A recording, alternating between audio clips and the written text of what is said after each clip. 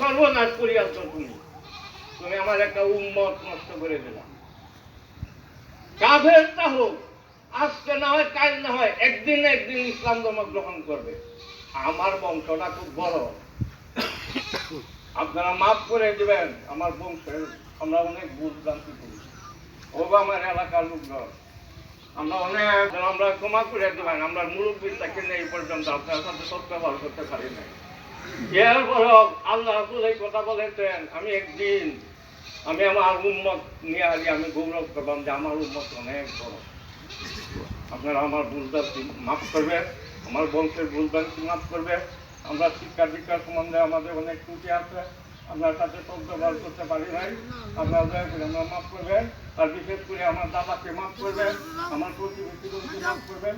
সকলের সাথে মিলে যেন আমরা তথ্য ব্যবহার করিয়া আমরা জীবনটা কায়েম করতে পারি। এবং আপনাদের জন্য আমি দিল খোলাভাবে দোয়া করি। না হয় আমার জানি তালা আর বাসা করে জানালাতি